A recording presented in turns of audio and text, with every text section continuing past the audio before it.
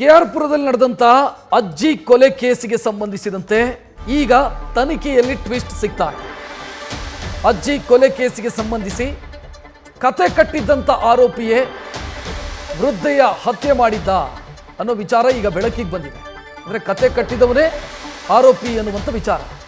ಪೊಲೀಸರೆದುರು ಆ ವ್ಯಕ್ತಿ ನಾನೇ ಕೊಲೆ ಮಾಡಿದ್ದು ಅಂತ ತಪ್ಪೊಪ್ಪಿಕೊಂಡಿದ್ದಾನೆ.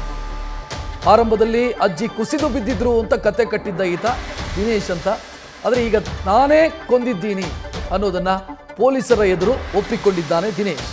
ಈ ದಿನೇಶ್ ಯಾರು ಅಂತಂದರೆ ಈ ವೃದ್ಧೆಗೆ ಇತ್ತೀಚಿನ ದಿನಗಳಲ್ಲಿ ಆತ್ಮೀಯರಾಗಿದ್ದಂಥ ವ್ಯಕ್ತಿ. ವೃದ್ಧೆ ಜೊತೆಗೆ ಒಡನಾಟವನ್ನು ಇಟ್ಕೊಂಡಿದ್ದ ಅನ್ನುವಂಥ ಮಾಹಿತಿ. ಈ ಬಗ್ಗೆ ಹೆಚ್ಚಿನ ಡೀಟೇಲ್ ನೀಡೋದಕ್ಕೆ ನಮ್ಮ ಪ್ರತಿನಿಧಿ ಪ್ರಜ್ವಲ್ ನೇರ ಸಂಪರ್ಕದಲ್ಲಿ. ಪ್ರಜ್ವಲ್, ದಿನೇಶ್ ಈ ಕೃತ್ಯಕ್ಕೆ ಕಾರಣ ಏನು ಅನ್ನೋದನ್ನು ಹೇಳ್ಕೊಂಡಿದ್ದಾನ? ರಕ್ಷತ್, ಇಲ್ಲಿ ನಿನ್ನೆ ರಾತ್ರಿ KR ಪುರಂನಲ್ಲಿ ಒಂದು ಮೃತದೇಹ ಪತ್ತೆಯಾಗುತ್ತೆ. ಅದು ಕೂಡ ಮೃತದೇಹವನ್ನು ತುಂಡರಿಸಿ ಒಂದು ಡ್ರಮ್ನಲ್ಲಿ ಇಟ್ಟಿರ್ತಾರೆ. ಪೊಲೀಸರು ಕೂಡ ಮೊದಲಿಗೆ ತನಿಖೆಯನ್ನು ಪ್ರಾರಂಭ ಮಾಡ್ತಾರೆ. ಈ ಸಂದರ್ಭದಲ್ಲಿ ಈ ಒಂದು ಪ್ರಕರಣವನ್ನು ಭೇದಿಸಲಿಕ್ಕೆ ಸಾಕಷ್ಟು ಹರಸಾಹಸವನ್ನು ಪಡ್ತಾರೆ ಅಂತಲೇ ಹೇಳ್ಬೋದು. ಅದರಲ್ಲೂ ಕೂಡ CCTVಗಳ ಪರಿಶೀಲನೆಗೆ ಇಳಿದಂಥ ಸಂದರ್ಭದಲ್ಲಿ ದಿನೇಶ್ ಅನ್ನುವಂತಹ ವ್ಯಕ್ತಿ ಈ ಒಂದು ಡ್ರಮ್ ಅನ್ನು ತಮ್ಮ ಮನೆಯ ಪಕ್ಕದಲ್ಲಿಯೇ ಇರುವಂಥ ಒಂದು ಹಾಳು ಬಿಲ್ಡಿಂಗ್ನಲ್ಲಿ ತಂದು ಇಟ್ಟಿರ್ತಾನೆ ಅನ್ನುವಂಥದ್ದು ಕೂಡ ಸ್ಪಷ್ಟವಾಗುತ್ತೆ. ತಕ್ಷಣವೇ ಆತನನ್ನು ವಶಕ್ಕೆ ಪಡೆದು ವಿಚಾರಣೆಯನ್ನು ಮಾಡ್ತಾರೆ. ಈ ಸಂದರ್ಭದಲ್ಲಿ ಸುಶೀಲಮ್ಮನನ್ನ ಯಾಕೆ ಕೊಂದೆ ಅಂತ ಮೊದಲ ಬಾರಿ ಕೇಳಿದಂಥ ಸಂದರ್ಭದಲ್ಲಿ ಪೊಲೀಸರನ್ನ ದಿಕ್ಕು ತಪ್ಪಿಸುವಂಥ ಒಂದು ಪ್ರಯತ್ನವನ್ನು ಮಾಡ್ತಾರೆ. ಒಂದು ಕಥೆಯನ್ನು ಕೂಡ ಹೇಳ್ತಾನೆ. ಹಾಗಾದರೆ ಯಾವ ರೀತಿಯಲ್ಲಿ ಅವನು ಕಥೆಯನ್ನು ಕಟ್ತಾ ಹೋಗ್ತಾನೆ ಅಂತ ಹೇಳಿದ್ರೆ, ಸುಶೀಲಮ್ಮ ಅವರು ನಮ್ಮ ಮನೆಗೆ ಬಂದಿದ್ರು. ಬಂದಂಥ ವೇಳೆಯಲ್ಲಿ ಆಕೆ ರೆಸ್ಟ್ ರೂಮ್ಗೆ ಹೋಗ್ತಾರೆ. ಅಲ್ಲಿ ಕುಸಿದು ಬೀಳ್ತಾರೆ. ನಾನು ಕೂಡ ಅವರನ್ನು ನೋಡ್ತೀನಿ. ತಕ್ಷಣದಲ್ಲೇ ನನಗೆ ಭಯ ಆಗುತ್ತೆ. ಅವರನ್ನು ಅಂದರೆ ಈ ರೀತಿ ಕುಸಿದು ಬಿದ್ದಂಥ ಸಂದರ್ಭದಲ್ಲಿ ಅವ್ರನ್ನ ಏಳಿಸುವಂಥ ಪ್ರಯತ್ನ ಪಡ್ತೀನಿ. ಆದರೆ ಅವರು ಹೇಳೋದಿಲ್ಲ. ಆವಾಗ ನಾನು ಭಯಪಟ್ಟು ಪೊಲೀಸರಿಗೂ ಕೂಡ ತಿಳಿಸುವಂಥ ಕೆಲಸವನ್ನು ಮಾಡೋದಿಲ್ಲ. ಮನೆಯಲ್ಲಿ ಯಾರೂ ಕೂಡ ಇರೋದಿಲ್ಲ. ಪ್ರತಿಯೊಬ್ಬರು ಕೂಡ ಗೃಹ ಪ್ರವೇಶಕ್ಕೆ ಹೋಗಿರ್ತಾರೆ.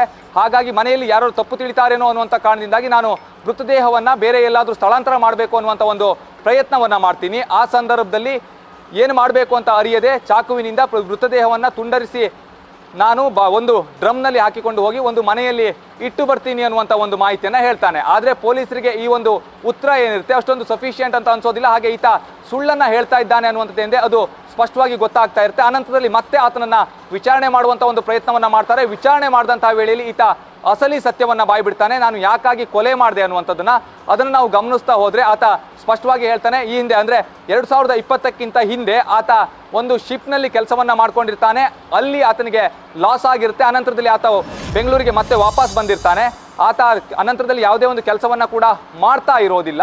ಹಾಗಾಗಿ ಆತನಿಗೆ ಆದಾಯ ಕೂಡ ಇರೋದಿಲ್ಲ. ಆದರೆ ಸಣ್ಣ ಪುಟ್ಟ ಸಾಲಗಳನ್ನು ಕೂಡ ಮಾಡ್ಕೊಂಡಿರ್ತಾನೆ. ಪ್ರತಿನಿತ್ಯ ಸಾಲಗಾರರ ಕಾಟ ಕೂಡ ಹೆಚ್ಚಾಗಿರುತ್ತೆ. ಈ ಸುಶೀಲಮ್ಮ ಏನಿರ್ತಾರೆ ಇವರು ಆಸ್ತಿಯನ್ನು ಮಾರಾಟವನ್ನು ಮಾಡಿರ್ತಾರೆ. ಈ ಸಂದರ್ಭದಲ್ಲಿ ಅವರ ಬಳಿಯಲ್ಲಿ ಹಣ ಇರುತ್ತೆ ಅನ್ನುವಂಥ ಒಂದು ವಿಚಾರ ಕೂಡ ಈತನಿಗೆ ಗೊತ್ತಿರುತ್ತೆ. ಹಾಗೆ ಮಕ್ಕಳು ಮತ್ತು ತಾಯಿಯ ನಡುವೆ ಸರಿಯಾದ ರೀತಿಯಲ್ಲಿ ಒಂದು ಸಂಬಂಧ ಇಲ್ಲ. ಇಬ್ಬರು ಕೂಡ ಜಗಳವನ್ನು ಮಾಡ್ಕೊಳ್ತಾ ಇದ್ರು ಅನ್ನುವಂಥದ್ದು ಕೂಡ ಆತನಿಗೆ ಸ್ಪಷ್ಟವಾಗಿ ಗೊತ್ತಾಗಿರುತ್ತೆ. ಹಾಗಾಗಿ ಸುಶೀಲಮ್ಮ ಅವರ ಬಳಿ ಹಣವನ್ನು ಕೂಡ ಕೇಳ್ತಾನೆ. ಆಕೆ ಹಣವನ್ನು ಕೊಡಲಿಕ್ಕೆ ನಿರಾಕರಿಸ್ತಾರೆ. ಅಷ್ಟೇ ಅಲ್ಲದೆ ಸಾಲವನ್ನು ತೀರಿಸಬೇಕಲ್ಲ, ಏನಾದರೂ ಒಂದು ದಾರಿಯನ್ನು ಹುಡುಕಲೇಬೇಕು ಅನ್ನುವಂಥ ಒಂದು ಉದ್ದೇಶದಿಂದಾಗಿ ಮೊನ್ನೆ ಆತ 24ನೇ ತಾರೀಕು ಮನೆಗೆ ಕರೆಸಿಕೊಳ್ತಾನೆ. ಮನೆಗೆ ಕರೆಸಿಕೊಂಡಂಥವನು ಅವರ ಮೈ ಮೇಲಿದ್ದಂತಹ ಚಿನ್ನಾಭರಣವನ್ನು ದೋಚುವಂಥ ಒಂದು ಕೆಲಸಕ್ಕೆ ಕೈ ಹಾಕ್ತಾನೆ. ಆದರೆ ಆ ಎಲ್ಲ ಚಿನ್ನಾಭರಣಗಳು ಕೂಡ ರೋಲ್ಡ್ ಗೋಲ್ಡ್ ಅನ್ನುವಂಥದ್ದು ಕೂಡ ಅನಂತರದಲ್ಲಿ ಆತನಿಗೆ ಗೊತ್ತಾಗುತ್ತೆ. ಕೇವಲ ಕಿವಿಯಲ್ಲಿದ್ದಂಥ 2 ಓಲೆಯನ್ನು ತೆಗೆದುಕೊಂಡು ಹೋಗಿ ಅಡ ಇಡ್ತಾನೆ. ಅದರಲ್ಲೂ ಕೂಡ ಹಣವನ್ನು ಪಡೆದಿದ್ದ ಅನ್ನುವಂಥ ಒಂದು ಮಾಹಿತಿ ಏನಿದೆ ಅದು ಪ್ರಾಥಮಿಕವಾಗಿ ಲಭ್ಯವಾಗ್ತಾ ಇರುವಂಥದ್ದು. ಆದರೆ ಪೊಲೀಸರು ಇನ್ನೂ ಕೂಡ ಈತನನ್ನು ವಿಚಾರಣೆಯನ್ನು ಮಾಡಬೇಕಾಗುತ್ತೆ. ಅನಂತರದಲ್ಲಿ ಈತ ಇನ್ನು ಯಾವ ಒಂದು ವಿಚಾರಗಳನ್ನ ಬಾಯಿ ಬಿಡ್ತಾನೆ ಅನ್ನುವಂಥದ್ದು ಕೂಡ ಇಲ್ಲಿ ಪ್ರಮುಖವಾಗಿರುವಂಥ ಒಂದು ವಿಚಾರ. ಅಲ್ಲಿ CCTVಯ ಒಂದು ಫೋಟೋವನ್ನು ಕೂಡ ನೀವು ಗಮನಿಸ್ತಾ ಇರ್ಬೋದು. ಈತನೇ ಆ ಒಂದು ಮಹಿಳೆ ಮೃತದೇಹವನ್ನು ತುಂಡರಿಸಿ ಆ ಒಂದು ಬಾಕ್ಸ್ಗೆ ಹಾಕಿ ಅನಂತರದಲ್ಲಿ ಅದನ್ನು ತಂದು ಆ ಮನೆಯ ಬಳಿಯಲ್ಲಿ ಇಡ್ತಾನೆ. ಹಾಗೆ ಕೆಲವೊಂದಿಷ್ಟು ಭಾಗಗಳನ್ನು ಅಂದರೆ ಮಹಿಳೆ ಎಲ್ಲ ಭಾಗವನ್ನು ಆ ಒಂದು ಬಾಕ್ಸ್ಗೆ ಆತ ಹಾಕಿರೋದಿಲ್ಲ. ಅವಳಳ್ಳಿ ಕೆರೆಯ ಬಳಿಯಲ್ಲೂ ಕೂಡ ಬಿಸಾಡಿದ್ದೆ ಅನ್ನುವಂಥ ಒಂದು ಮಾಹಿತಿಯನ್ನು ಈಗ ಸದ್ಯಕ್ಕೆ ಪೊಲೀಸರಿಗೆ ಕೊಟ್ಟಿರುವಂಥದ್ದು. ಪೊಲೀಸರು ಕೂಡ ಈ ನಿಟ್ಟಿನಲ್ಲಿ ತನಿಖೆಯನ್ನು ಮಾಡ್ತಾ ಇದ್ದಾರೆ.